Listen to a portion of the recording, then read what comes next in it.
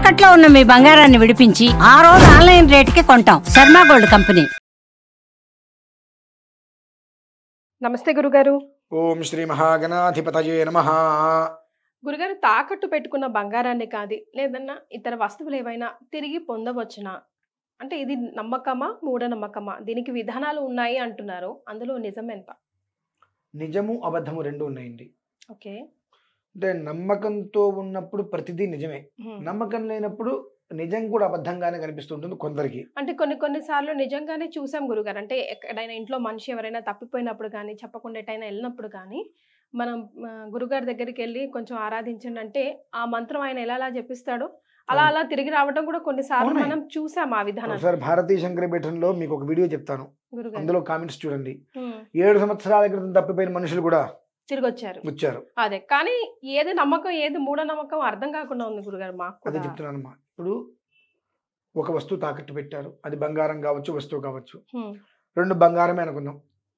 తాకట్టు పెట్టారన్న విషయాన్ని పక్కన పెడితే తాకట్టు పెట్టకుండా ఉండాలంటే ఏం చేయాలనే విషయాలు కూడా మనం గ్రహించుకోవాలి ముందు.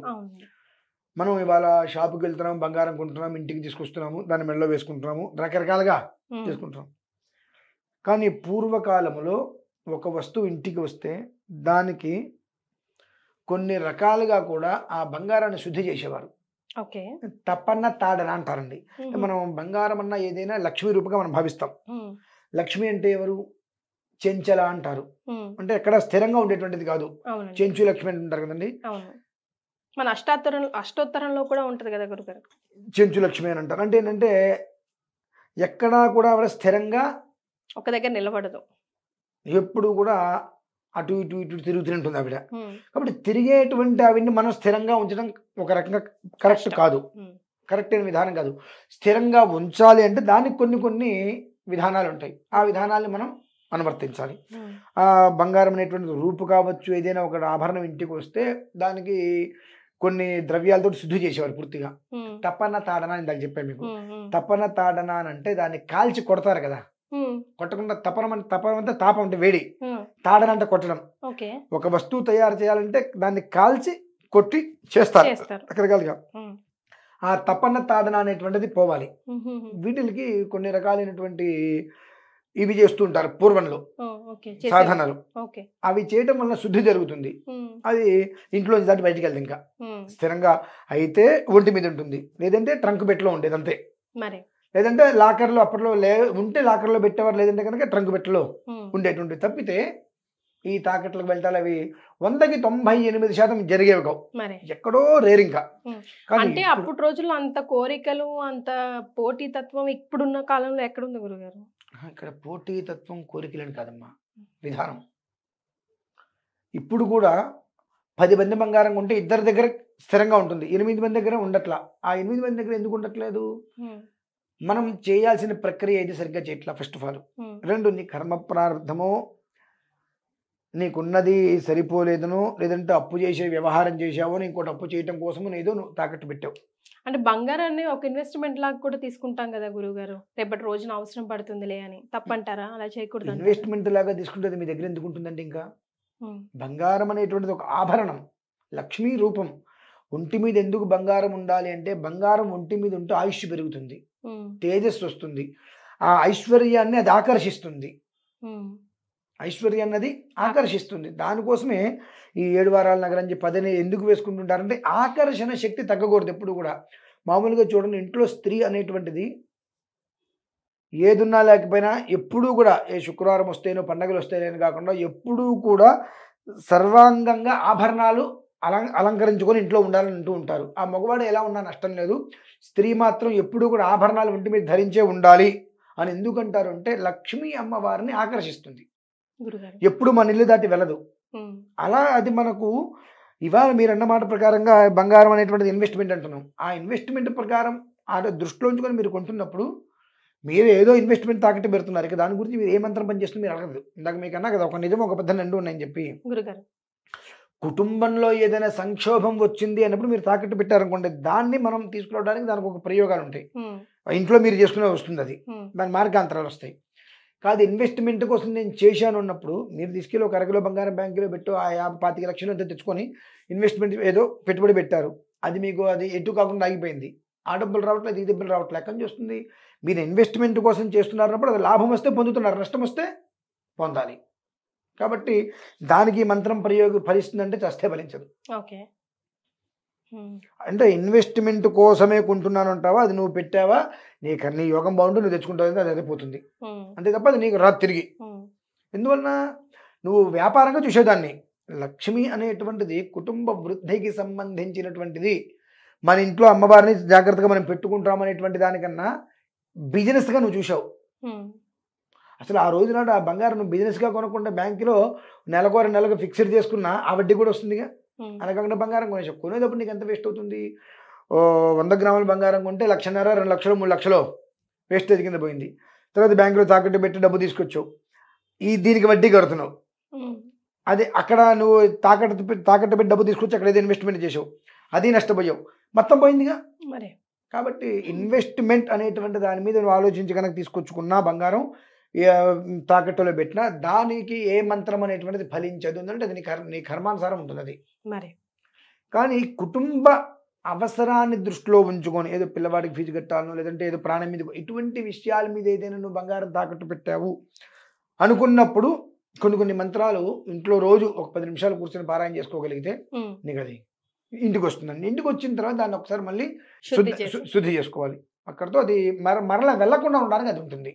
మరి ఆ మంత్రం గురుగారు, ఆ మంత్రం చెప్తానమ్మా. ఆ మంత్రం గురించి చెప్తానమ్మా. అయితే దాని గురించి ఇంకొక విషయం కూడా నేను వివరించాలి.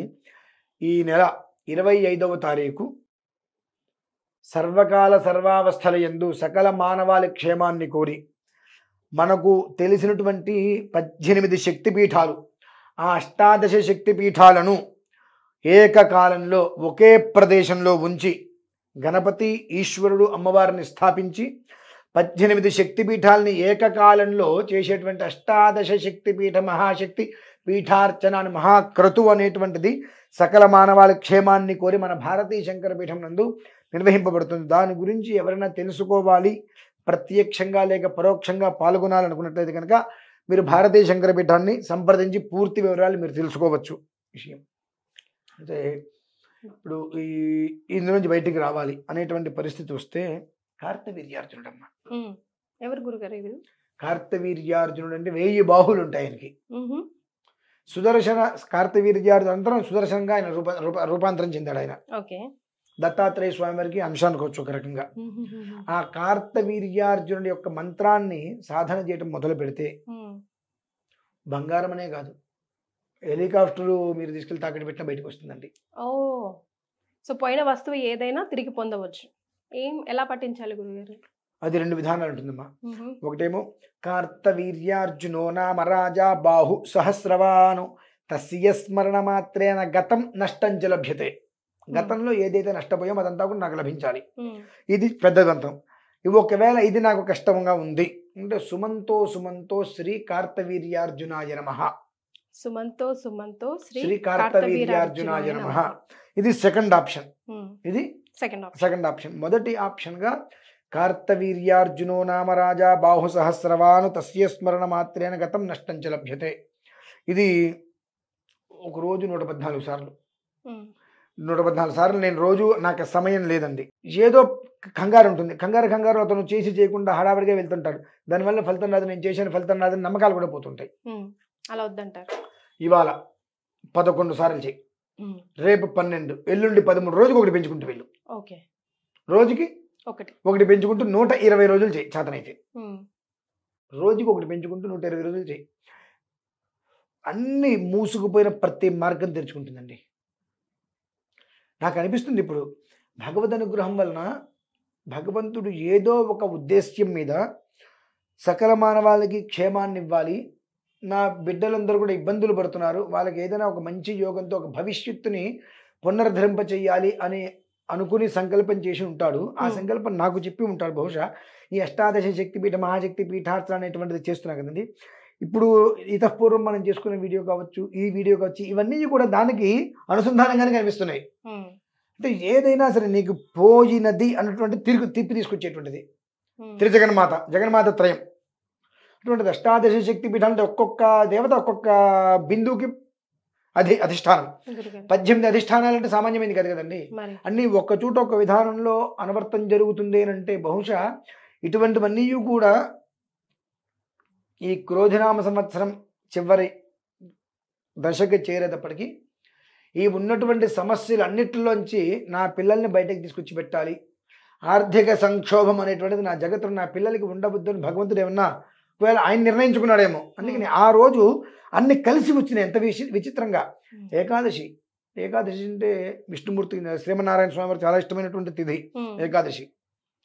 జ్యేష్ఠ నక్షత్రం, ఇంద్రుడిది జ్యేష్ఠ నక్షత్రం, అలాగే జ్యేష్ఠాదేవిది దరిద్రదేవిది జ్యేష్ఠ నక్షత్రం. ఒకటి పోవాలన్నా ఒకటి రావాలన్నా ఒకే విధానం. గురుగారు అదే రోజు శనివారం పుష్యమి అంటే శనివారం పుష్యమాసం ధర్మశ్చతుష్పాఠ ధర్మార్థ కామ్య మోక్షాలు అంటానికి చాలా అద్భుతంగా అవి నాకు కనిపిస్తున్నాయి అనమాట. అంటే బహుశా భగవంతుడు ఈ కారణం చేతి ఇది ఒక్కొక్కటి తీసుకొస్తున్నాడా, అంతా శుభం జరగాలి అని కోరుకుంటానమ్మా. చాలా సంతోషం గురుగారు, ధన్యవాదాలు. పరమేశ్వర.